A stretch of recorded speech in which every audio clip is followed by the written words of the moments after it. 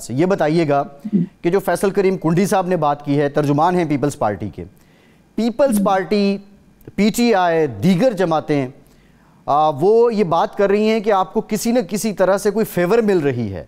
और फैसल करीम कुंडी ने तो कह दिया कि इलेक्शन की ज़रूरत क्या है, ऐलान कर दें और बिठा दें वज़ारत उज़्मा की कुर्सी पे नवाज शरीफ साहब को।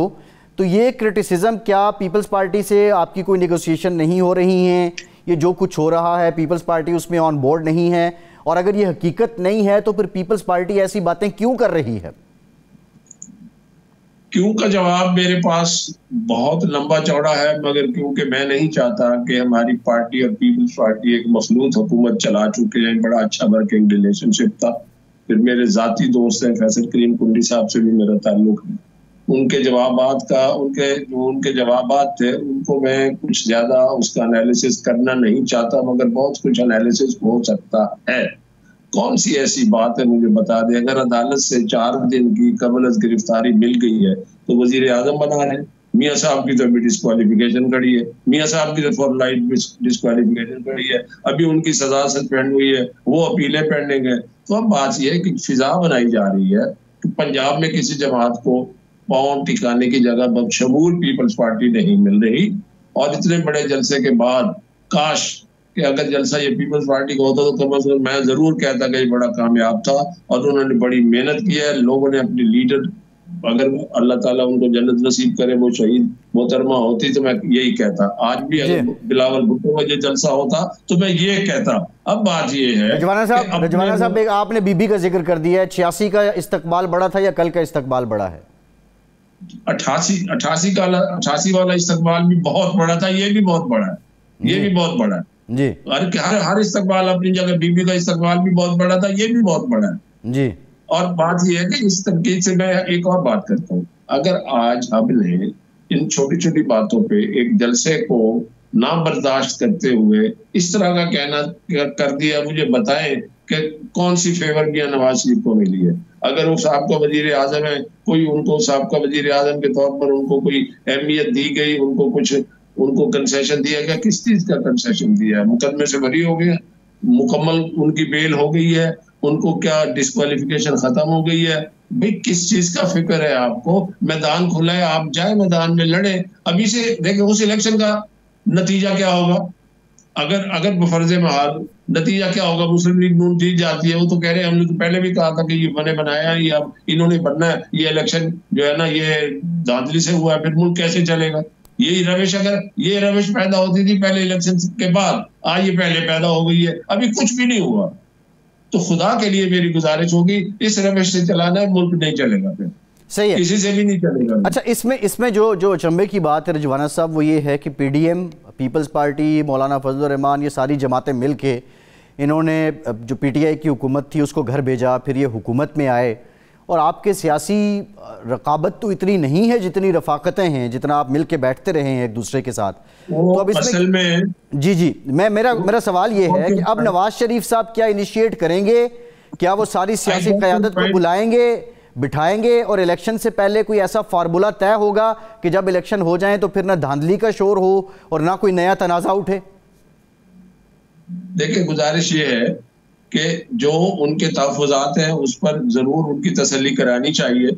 जेन्युइन तहफ़्फ़ुज़ात, नॉन जेन्युइन तहफ़्फ़ुज़ात नहीं होते। नॉन जेन्युइन एक बायस होता है, एक एलिगेशन होती है, उस पर कोई इत्मीनान नहीं कर सकता। जिसका आज ही कहने लग गए कि जी के जनाब ये धांधली होगी, इनको पहले बिठा दे तो इलेक्शन कराने का फायदा नहीं है, मेरा ख्याल इट्स टू मच।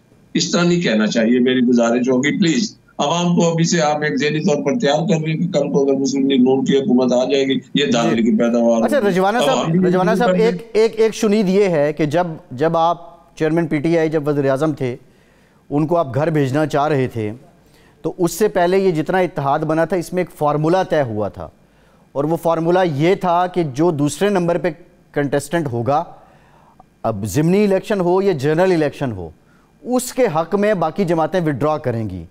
और अब पीपल्स पार्टी के कोई 16 कैंडिडेट बनते थे और अब नून लीग वो 16 सीटें देने को तैयार नहीं है या वहाँ पे अपना उम्मीदवार विड्रॉ करने को तैयार नहीं है, और यही सबसे बड़ा ग्रेवेंस है जरदारी साहब का, बिलावल साहब का। कितनी हकीकत है इसमें? देखिए, मैं नहीं समझता कि आने वाले जनरल इलेक्शन की अंडरस्टैंडिंग थी, though I was not present, subject to correction, अगर कोई ऐसी बात है। अदरवाइज देखिए, ये पॉसिबल ही नहीं है। बड़ी हरीश जमातें जो है वो हलीफ बन के इलेक्शन नहीं लड़ती है। वो जिमनी इंतखाबात जब हुए थे, जो नंबर 2 थे, उन्हीं नंबर 2 पर उन्हीं को ही टिकट दी गई। हमारे मुल्तान में मूसा गिलानी एक शाह महमूद साहब वाले हल्के में नंबर 2 थे, उनको ही टिकट दी। हमारे अब्दुल गफ्फार डोगर साहब को, जो अपने इलाके में बड़े पॉपुलर है, बड़े मेहनती लोग हैं, बड़ा मेहनती आदमी है, उसको उन्होंने कहा जी कि आपने नहीं लड़ना, ये हमारा फैसला है। That was according to my information one time for that election. ये आने वाला इलेक्शन हो नहीं सकता कि पीपल्स पार्टी और हम एक दूसरे की सीटें छोड़ दे।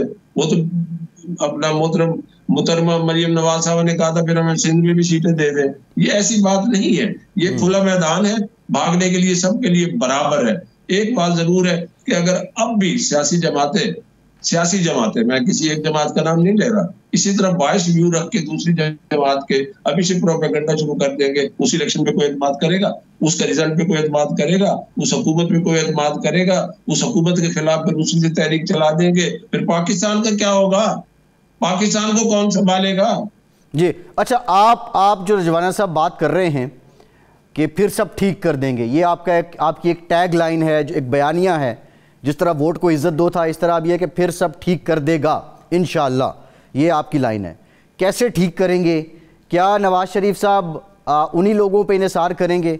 इसहाक डार साहब की जो कारकर्दगी है उससे मुतालिक तो आपकी जमात के साबिक वज़ीर-ए-आज़म शाहिद खान अब्बासी, मिफ्ता इस्माइल, वो एक अलहदा से नेक्सस बना के बैठे हुए हैं, वो उनका नाम सुनना पसंद नहीं करते। वो 16 माह की कारकर्दगी का सारा मलबा इसहाक डार साहब पे डालते हैं। आपकी अपनी जमात के लोग जब ये कह रहे हैं तो वो कौन होगा, वो किस शख्स पे इन्हिसार करेंगे नवाज शरीफ, जो आके आपकी ये इकनॉमिक क्राइसिस से निकालेगा पाकिस्तान को और आपकी जमात का भी सर बुलंद होगा? अभी तो कल तशरीफ लाए और उन्होंने एक पब्लिक गैदरिंग से खिताब किया है। ये चीजें अभी क्या बता दे कि वही बंदे आ जाएंगे, और उन्होंने तो कहा डबल स्पीड से काम करना पड़ेगा, दिन रात काम करना पड़ेगा, पहले की तरह नहीं। बाकी उन्होंने अपने अपने काम बताए। एक पॉलिटिकल लीडर है, एक पार्टी के लीडर है, मकबूल लीडर है, उन्होंने बताया मैंने ये किया, मैंने ये किया, मैंने ये किया। He was telling the performance of his government comparatively. जितनी हुकूमतें आई हैं उनमें मुस्लिम लीग नून का दौर देख ले और फैसला नाजरीन करे और फैसला अवाम करे। मैं ये नहीं कहता हमारा बेहतरीन दौर था, I think it was comparatively better than other governments. Rizwana साहब लास्ट क्वेश्चन, 16 माह जब शहबाज शरीफ वज़ीर-ए-आज़म थे, उस दौर को आप लोग ऑन क्यों नहीं करते? देखिए, ऑन क्यों नहीं कर सकते? ऑन मीन्स देखिए, एक है दौर को ऑन करना, एक है उसमें जो चीजें अवाम को तकलीफ हुई उसको भी ऑन कर दिया, मगर that was a coalition government, मखलूत हुकूमत थी। मुझे इस बात पे सुन के बड़ी ही हैरानी होती है जी शहबाज शरीफ साहब ने ये किया, आपकी हुकूमत थी। भाई मखलूत हुकूमत थी, सबकी वजारतें थी, काबीना में फैसले होते थे, और मुर्द इल्जाम आप मुस्लिम लीग नून को डराते हैं, डिफॉल्ट से बचाया, जो कुछ भी किया। मगर बात यह है कि पाकिस्तान के मखसूस हालात ऐसे काफी अरसे से आ रहे हैं कि इस वक्त और उस वक्त पाकिस्तान की economy was the top priority. Otherwise political game होती तो हम कहते हैं कि ये मुल्क खुदा ना खासा जैसे जा रहा है जाने दो, और लोग कहने लग गए थे कि इमरान खान की तो कोई टिकट लेने वाला भी नहीं होगा। मगर बात यह है कि इसमें कोई दो राय नहीं है कि हमने सियासत की बजाय मईशत को और रियासत को तरजीह दी। इस पर बड़ी बहस हो सकती है, फॉर एंड अगेंस्ट हो सकती है,